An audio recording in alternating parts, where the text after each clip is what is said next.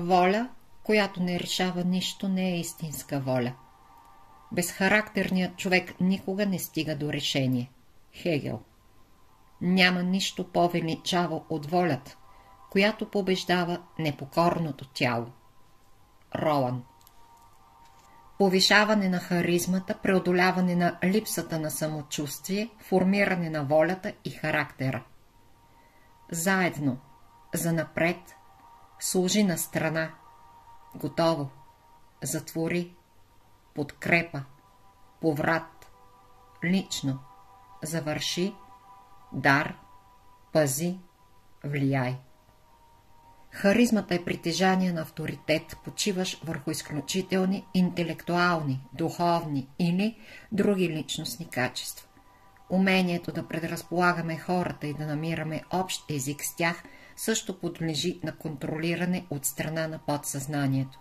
Най-напред преодолейте липсата си на самочувствие. Тогава хората веднага ще започнат да ви възприемат като знаещ специалист, приятен събеседник, партньор, приятел, любим и така нататък. Защо често пъти много хора се затрудняват да се обадят по телефона, да се обърнат към някого с молба? Ние се притесняваме по повод много най-обикновени и банални неща и физиологични процеси, мислим се за недостойни в една или друга ситуация. Срамуваме се да кажем на някой минувач, че ципът му се е разкопчал, че палтото му е изцапано, притесняваме се да предложим на началника да повиши заплатата ни. Не можем да сложим на място гамена в автобуса или невротичната ни съседка. Така падаме все по-ниско и по-ниско, както в собствените си, така и в очите на роднини, съседи, колеги, началници. Рецептата за харизма и формирането на воля е неимоверно лесна и достъпна. Ако сравним Вселената с компютър, можем да дадем следния пример. Въвеждате някакви данни, запазвате информацията, избирате файла и я виждате на екрана във вид на текст, макар тя да се пази като битове в операционната система на компютъра. Смяната на изходните данни, съдържащи се в документа, се извършва чрез определени манипулации, въвеждане на код и така нататък. Точно по същия начин, въвеждайки определени кодове в подсъзнанието си, вие променяте информацията в своя мозък, в своята реалност.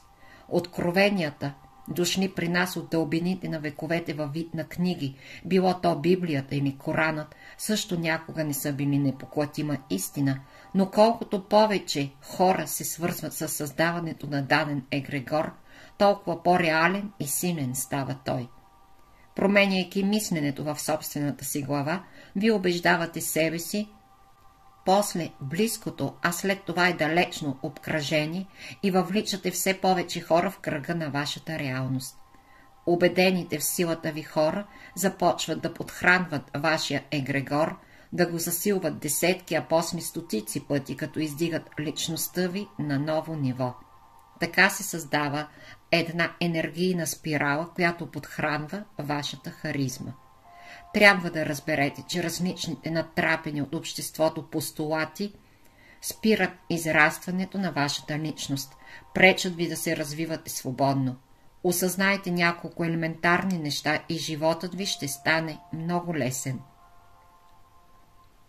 Всеки човек сам носи отговорност за себе си и за постъпките си. Не бива да прехвърляте вината на другите, да мислите, че ще ви спаси мама, приятелят, мъжът, любимият началник или Господ. Само вие знаете кое е добро за вас и кое не. Мерило за оценката сте самите вие. Не бива да се ориентирате от чуждото мнение и чуждите ценности. Трябва да имате свой. Дали да карате ски или да гледате футбол по телевизията, дали да четете философска литература или да гледате сапунени сериали, решавате вие. Вие трябва да сте щастливи, иначе защо съществувате изобщо? Да влачите жалко съществуване, да оцелявате с неимоверни усилия? Вие сами избирате как да живеете. Ако сте се примирили, не се оплаквайте. Тогава и дума не може да става за харизма. Морално и неморално са условни категории, създадени от хората и обществото. Много често така наречения морал е само комплекс, който ограничава вашите потенциални възможности. Вярвайте в себе си и в собствената си интуиция. Не оставяйте другите да ви водят. Чувството за вина е вредно и натрапено чувство. Често пъти официалната църква го изтъква не с цел да ви пречисти, а по-скоро да ви накара да търсите помощ от Божиите служители, като си платите за така наречената индулгенция. Случайностите са закономерни. Анализирайте сегашните събития и си помислете защо се случват. Може би те са знаци и сигнали, които ви предупреждават и не ви подкрепят по пътя. Възможно е да са резултат от вашите действия или напротив от вашето бездействие. Умният човек винаги си вади поука от грешките, като анализира случилото се. Той не се окайва, а приема урока с благодарност. В тази глава чувате вече някои познати кодове, затова е излишно да повтаряме тяхното разшифроване и последователност на действие. Да разгледаме новите кодове, които още не познавате. Служи на страна. Как да преодолеем комплексите и страховете, които ни гнетят, пречат ни да постигнем щастие и да се самоусъвършенстваме? Трябва да ги сложим на страна. Като ги сложите на страна, вие ще снемете от себе си един голям и излишен товар, ще изправите рамене и най-после ще си поемете свободно дъх, а свободата е път към повишаване на харизмата. Ако искате да станете лидер, да сте човек със самочувствие, използвайте този код, повтаряйте го като мантра, когато се почувствате неуверени в себе си. Само ако надвиете себе си, ще постигнете поставените цели и ще полетите към звездите. Затвори. Искате да се владеете във всякакви ситуации. Искате да можете да сте недосегаеми за негативни въздействия, като уроки и магия. Да умеете да се пазите от пробойни в аурата и от енергийни вампири. Да преодолявате проблеми и неуспехи и излишни комплекси. Тогава този код е за вас. Кажете: затвори. И затворете всичко, което ви пречи. Можете мислено да сложите пречките в херметическа стъкленица, да издигнете около тях тухлена стена или да измислите свой начин да ги изолирате. Важното е да действате и да не позволявате на негативизма да обсемва личното ви пространство. Като затворите достъпа на отрицанието, приемате само позитивни сигнали, спомагащи за вътрешната и външна свобода. Само силният, волеви и свободен човек е наистина харизматичен. Когато работя, за да предпазя клиентите си от магии и проклятия с силата на мисълта и заклинанията, аз затварям пътя на негативизма и обвивам аурата им с своеобразна, непробиваема броня. Точно по същия начин човек може да затвори и миналото си.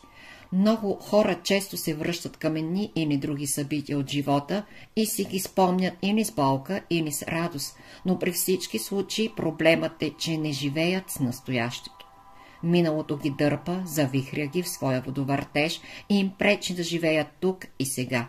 Когато това се случва, трябва да се постараете да си представите картината на миналото, да кажете кода «затвори» и мислено да я изтриете от спомените си. Представете си, че картината полека изчезва и на нейно място остава един чист лист. Кажете: миналото няма власт над мен, и превключете на сегашният ден. Не позволявайте на никого да доминира над вас, запазете спокойствие и увереност в силите си. От двама души единият винаги е по-силен. Защо този някой да не сте вие? Нищо не ви пречи, освен собствените ви страхове. Печеляйки победа след победа, вие укрепвате личностният си егрегор и сиянието на своята харизма. Подкрепа. Как да превърнете поражението в победа и да получите подкрепа във всички начинания? Как да се здобиете с дарба да убеждавате? Кодът подкрепа ще помогне на съзнанието и подсъзнанието ви да задействат вътрешните резерви на организма, да се стегнете и да извършите необходимите действия. Ораторското изкуство се изразява в способността да държите аудиторията, да приковавате вниманието и с харизмата си, с модулациите на гласа и умението да кажете думите, които очакват вашите слушатели. Можете да използвате този код непрекъснато и той непременно ще ви помогне. Искам обаче да отбележа, че ако ви липсва умение да ръководите хората, само кодът няма да ви е достатъчен. Той ще ви помогне на първо време, но за да можете всичко да действа по най-ефикасния начин, трябва да изучите ораторско изкуство, психологията, техниката на невролингвистичното програмиране и така нататък. Кодът ще ви послужи като своеобразна отправна точка, а точно това е и неговото предназначение. Чели ли сте известното стихотворение на Константин Симонов? Чуйте го. Чакай ме и ще се върна. Истински ме чакай. Даже да посърнат цветовете в мрака. Чакай в зима, в лято, в студ и жега чакай. Даже и когато другите не чакат. Губят се писмата от места далечни, някой се отмята, ти ме чакай вечно. Чакай ме и ще се върна. Теб не утешава, че дошло е трудно време за забрава. Нека майка и синът да повярват, че ме няма, и приятели да спрат да ме споменават. Чашата горчиво, щом преливат тихо. Чакай, не отпивай, само ме повикай. Чакай ме и ще се върна на смъртта на пук. Казват, че прегърнал съм късмета.